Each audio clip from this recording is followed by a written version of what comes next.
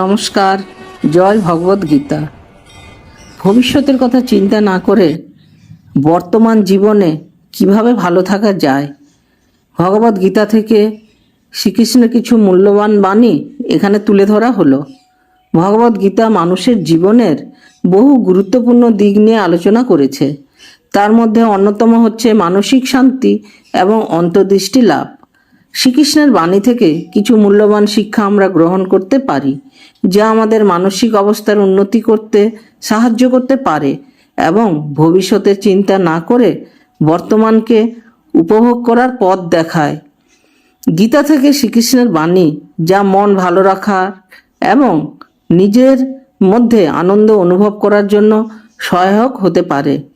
যে কোনো পরিস্থিতিতে যদি মানুষ নিজেকে ঈশ্বরে শরণাগত করে, তবে তার মন শান্ত হবে এবং সে সর্বদা আনন্দে থাকবে। নিজের কাজের প্রতি পূর্ণ মনোযোগী হওয়া উচিত। আমাদের কাজই আমাদের আনন্দের উৎস হতে পারে। ভবিষ্যতের চিন্তা না করে বর্তমান মুহূর্তে মনোযোগী হতে শ্রীকৃষ্ণ এটাই বলেছেন। কাজের ফলাফলের প্রতি কোনো আশা বা প্রত্যাশা না রেখে শুধুমাত্র কাজের প্রতি মনোনিবেশ করতে হবে। নিজের মধ্যে শান্তি এবং সুখ অনুভব করার জন্য বাহ্যিক কারণে কোনো কিছুর প্রয়োজন নেই। নিজেই আমাদের ভেতরে শান্তি ও আনন্দের উৎস। মায়ার জালে না আটকে থেকে নিজের ভিতরের সত্যকে খুঁজে বের করতে শ্রীকৃষ্ণ আমাদের উপদেশ দিয়েছেন। যে ব্যক্তির মনে সুখ এবং শান্তি রয়েছে, সে কখনো কখনো অতিরিক্ত কিছু চাইবে না। সত্যিকারের সুখ হচ্ছে মনের স্থিরতা। শ্রীকৃষ্ণ আমাদের আরও শেখান যে আমাদের মন শান্তি না পেলে কখনোই শান্তি অনুভব করতে পারবে না। ভেতরের শান্তি সৃষ্টির জন্য প্রয়োজন আত্মবিশ্বাস। আত্মবিশ্বাস এবং ধৈর্যের মাধ্যমে জীবনে যে কোনো পরিস্থিতির মোকাবেলা করা যায় এবং শান্তি অর্জন করা যায়। আমাদের ভুলভাল চিন্তা এবং আচরণ থেকে মুক্তি পাওয়ার জন্য আত্মসমালোচনার বিরত থেকে নিজেকে উন্নত করার চেষ্টা করতে হবে। একজন মানুষ যখন নিজের মনকে নিয়ন্ত্রণ করতে পারে, তখন তার কাজও সঠিক এবং সেরা হবে, যা তাকে আনন্দ এবং শান্তি এনে দেবে। প্রকৃত সুখ সেই ব্যক্তির যে শুধু নিজের জন্য না, অন্যদের জন্য কিছু করতে পারে। এই কাজের মাধ্যমে তার মানসিক শান্তি অর্জিত হয়।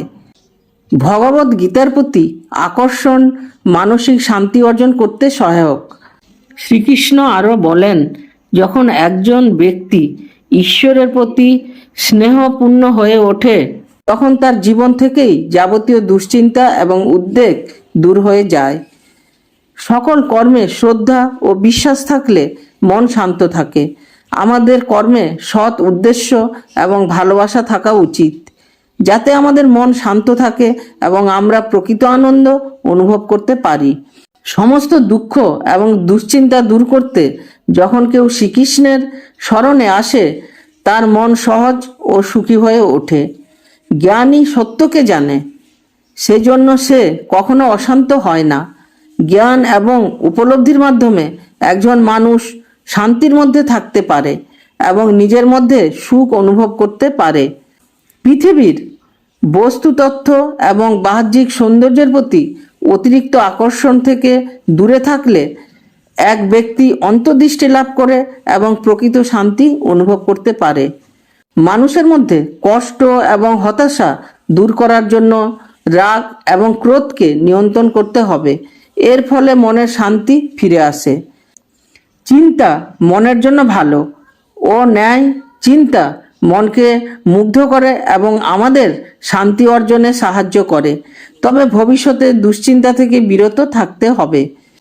আত্মসম্মান এবং সৃজনশীল কাজের মাধ্যমে জীবনের আনন্দ অনুভব করা যায়। আপনার মন শান্ত হলে জীবন সুন্দর হবে। সুখ এবং শান্তি আপনার মধ্যে থেকেই আসে। যে ব্যক্তি সত্যিকারের জ্ঞান অর্জন করে, সে কখনো দুঃখ এবং চিন্তা নিয়ে জীবন অতিবাহিত করে না। কাজের প্রতি মনোনিবেশ এবং ভালোবাসা দিয়ে আপনার জীবন সার্থক হয়ে উঠবে এবং শান্তি অনুভব করতে পারবেন। ভগবত গীতা আমাদের শিখিয়েছে যে প্রেম এবং দয়া ছাড়া শান্তি লাভ করা কখনোই সম্ভব নয়। যখন আমাদের মন শান্ত থাকে তখন বাহ্যিক সুখের প্রতি আমাদের অতিরিক্ত আকর্ষণ থাকে না। নিজের মনের মধ্যে শান্তি এবং সুখ খুঁজতে শ্রীকৃষ্ণ ধ্যানের পরামর্শ দিয়েছেন। এটি মনের শক্তি বৃদ্ধি করে।